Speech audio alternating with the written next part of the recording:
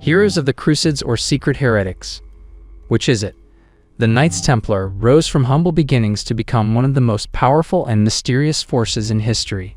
For nearly 2 centuries, they protected Christian pilgrims, fought in legendary battles, and wielded incredible wealth and influence. But their sudden fall in the 1300s sparked rumors of dark secrets, hidden treasures, and a conspiracy that still fuels myths today. Were they truly holy warriors?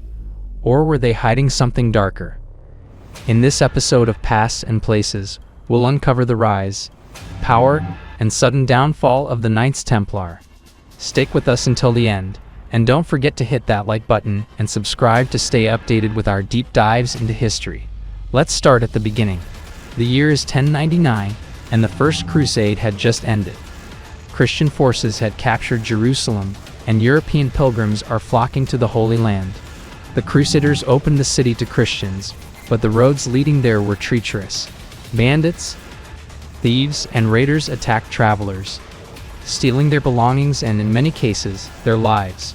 In 1118, a French knight named Hugues de Payens saw the danger these pilgrims faced and decided to do something about it. He gathered 8 other knights, forming a small brotherhood with one mission: to protect travelers on their way to Jerusalem. They called themselves the Poor Fellow Soldiers of Christ and took vows of poverty, chastity, and obedience. They weren't in it for wealth or glory, at least not in the beginning. King Baldwin II of Jerusalem, impressed by their dedication, gave them headquarters at a historic site, none other than the former Al-Aqsa Mosque, located on the Temple Mount. This is how they got their name, the Knights Templar, or simply, the Templars. At first, the Templars were just a small group of warriors, protecting travelers from bandits. But soon, their influence grew beyond anyone's expectations. In 1129, with the help of Abbot Bernard of Clairvaux, the Templars gained official recognition from the Church at the Council of Troyes. Bernard even wrote a treatise called In Praise of the New Knighthood, which praised their mission and described them as monks who fight for Christ. This recognition wasn't just about prestige. It opened the floodgates for donations from European nobles. Lands, horses, money, all flowed into the Templar coffers. Nobles and peasants alike wanted to join their ranks. But becoming a Templar wasn't easy. Life as a Templar was strict. To become a knight, you had to come from a noble family, take vows of poverty, chastity, and obedience, and commit yourself entirely to the order. No debts, no fancy clothes, no hunting or luxuries. Templars lived simple, disciplined lives. They couldn't even greet their mothers or sisters with a kiss, and they were forbidden from having any romantic relationships. Their only focus was God and battle. While knights wore the iconic white robes with a red cross, lower-ranking members, called sergeants, wore black robes. These weren't just warriors. Some members served as craftsmen, laborers, and even bankers. You see, the Templars didn't just fight. They built an empire. As the Templars grew, so did their influence. And by the mid-1100s, they had established a vast network of castles, farms, and even businesses. They built fortresses to defend the Crusader states and garrisoned important towns. But they didn't stop there. The Templars were pioneers of what we now recognize as modern banking.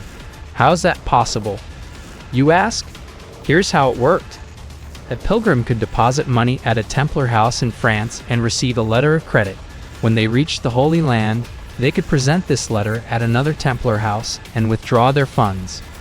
This system kept travelers from being robbed and gave the Templars control over vast amounts of wealth. Imagine it. The Templars weren't just warriors, they were the medieval version of an international corporation with a banking system that stretched across Europe and into the Holy Land. They even loaned money to kings and nobles to fund wars and projects. Their ability to combine military prowess with financial savvy made them one of the most powerful institutions in medieval Europe. But their real reputation came from the battlefield. The Templars became legendary fighters during the Crusades. They were often the shock troops, leading charges against Muslim forces. They never retreated, at least not unless ordered to do so or heavily outnumbered. Even the Sultan Saladin, the great Muslim leader, saw the Templars as formidable. After the devastating Battle of Hattin in 1187, Saladin executed every captured Templar knight, knowing they would never stop fighting if given the chance. As we mentioned earlier, the Templars were fierce, disciplined, and deeply religious. But with power comes envy, and with wealth comes suspicion. If you're enjoying this video, please take a moment to like and share your thoughts in the comments. Were the Templars truly devout protectors, or did their power corrupt them? We'd love to hear your opinion. By the early 13th century, the Templars were more than just a military order. They owned castles, vineyards, farms, and ships. They controlled entire towns and had vast treasuries. They were no longer just protectors of pilgrims. They were landowners, bankers, and one of the wealthiest organizations in Europe.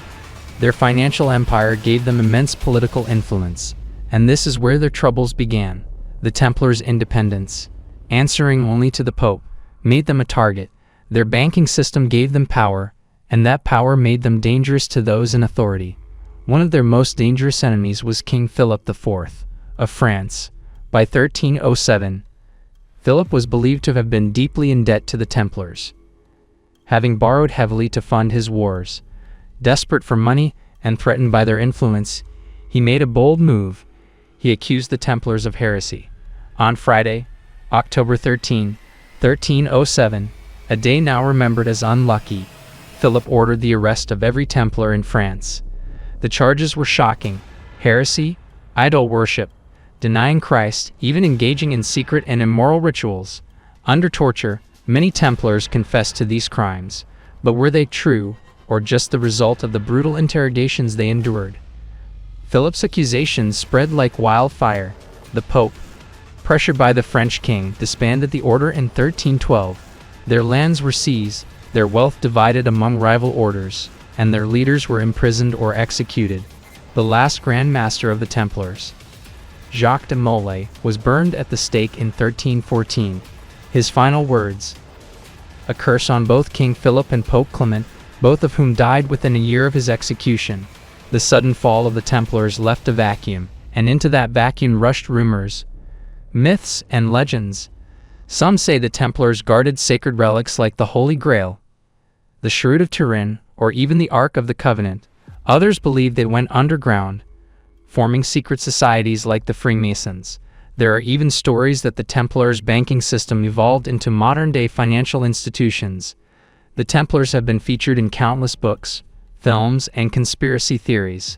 From Indiana Jones to the Da Vinci Code, the Templars have captured the imaginations of people around the world. Were they simply victims of a greedy king, or were they part of a larger hidden conspiracy? The truth may never be known, but one thing is certain: the Knights Templar changed the course of history forever. So what do you think? Were the Knights Templar truly holy warriors, or were they hiding something darker? We'd love to hear your thoughts and views in the comments. Thank you for watching this episode of Past and Places. If you enjoyed this video, be sure to like and subscribe to follow up on more of our fascinating contents. Well, until next time.